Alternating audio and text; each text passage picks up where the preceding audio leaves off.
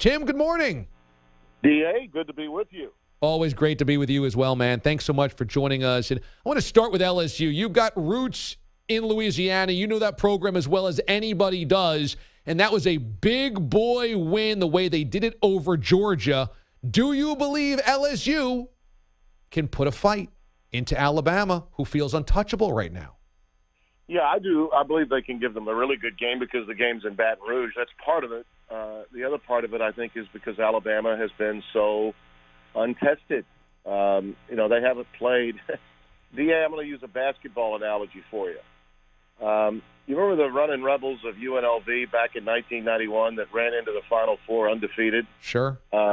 They did not have a game where they had to make a play in the last 15 minutes of a basketball game until they had to play Duke in the semifinals, a team that they had beaten by 30 in Denver the year before in the national championship game. And then you saw what happened when they finally got pushed. It was like, okay, we're great players. We're the best on the planet.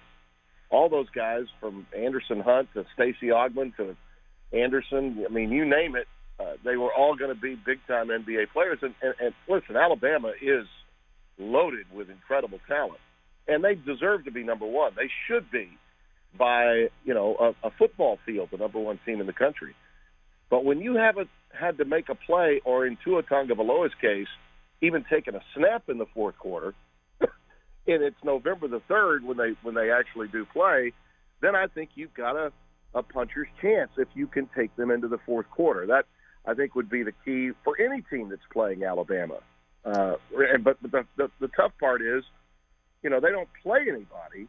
Even in their own league, the crossover games have been walkthroughs. And I know Tennessee feels good about themselves coming into this week after beating Auburn.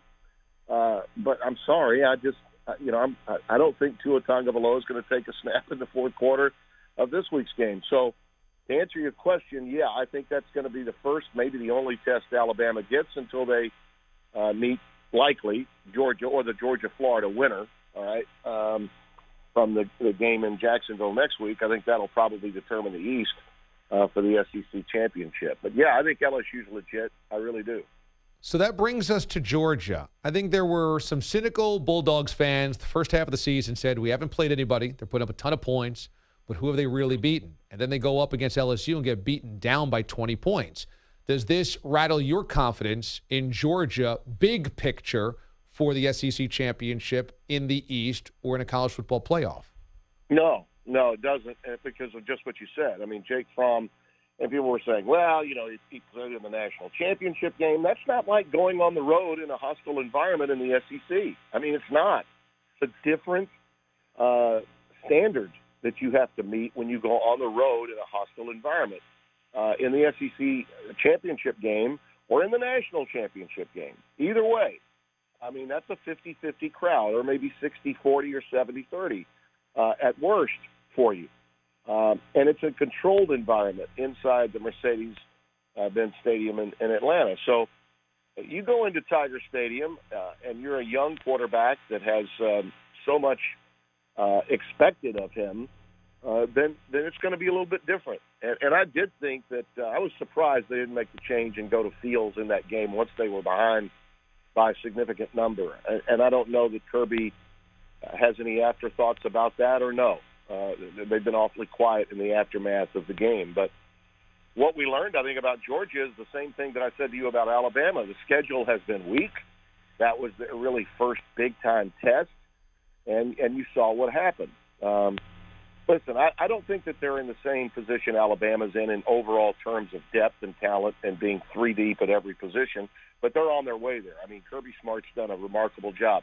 We'll know a lot more about Georgia's fate when they play Florida, because I thought Florida's defense looked a lot better than Georgia's, and that surprised me in terms of matching up with LSU. Now, remember, they had the luxury of playing in the swamp, and that's a big deal, in SEC football.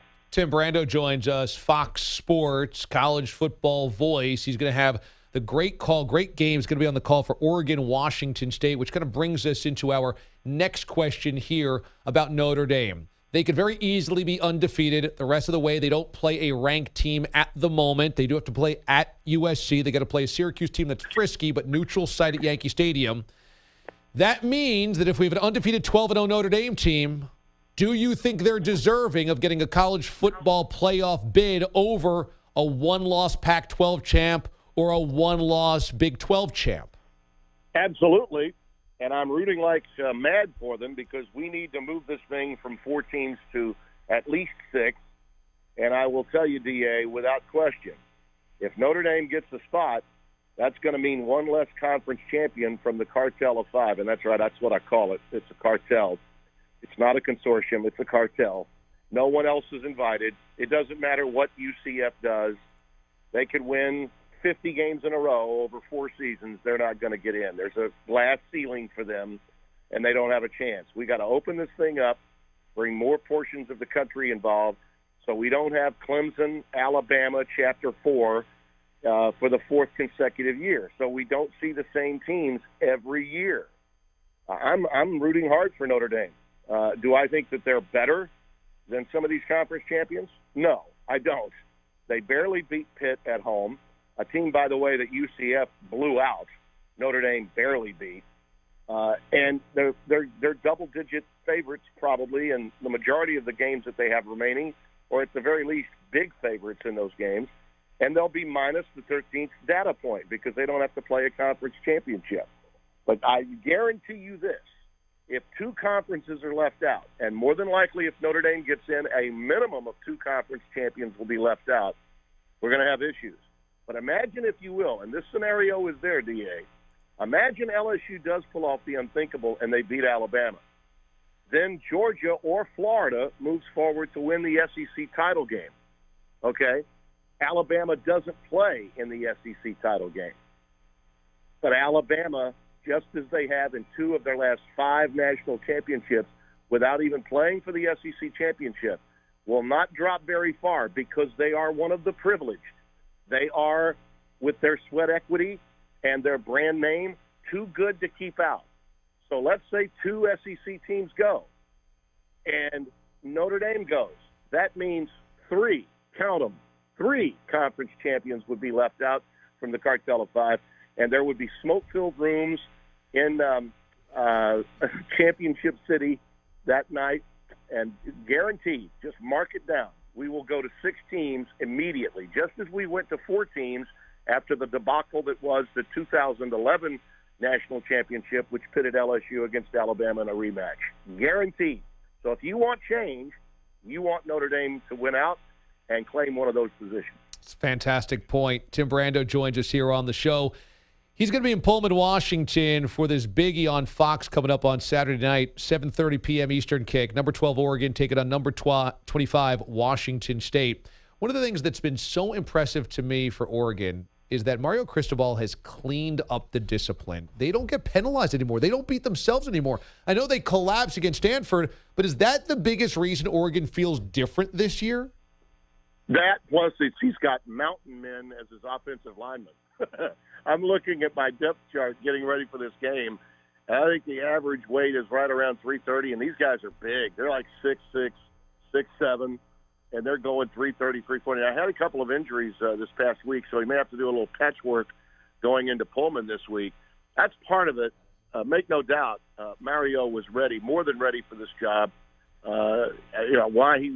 What happened to him in the state of Florida was just unfortunate.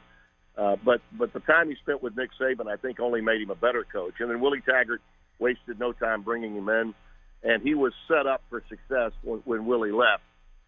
It doesn't hurt also to have a quarterback as good as Herbert, who's outstanding. And the other kid that we'll see on Fox in primetime Saturday night, DA, Brandon Minshew, this kid out of Mississippi, is leading the nation in passing.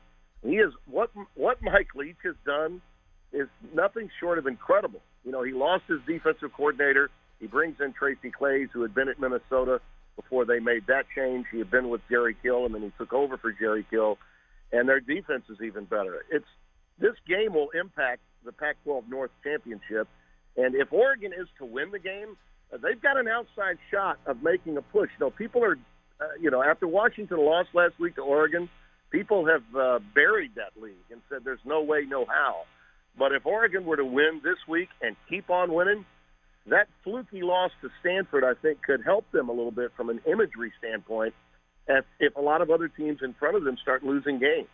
So it is a very big game on many fronts. And Mario Cristobal's success in Eugene is not something that is surprising anyone. I think we all knew what a great young coach he was and that he should have already been a head coach before this opportunity came his way at a Power 5 school. Yeah, what he did at FIU was just incredible, and now he's... How he lost his job was insane that he lost his job there. Yep, he basically started a football team from scratch and got them to bowl games, which is just outrageous. And so number 12, Oregon, travels to Pullman to take on number 25, Washington State, a huge one of the Pac-12, a huge one of the Pac-12 North. It's a 7:30 p.m. Eastern kick on Fox, and Tim Brando is going to have the call. You can follow Tim on Twitter. He's a great follow college football fans at Tim Brando.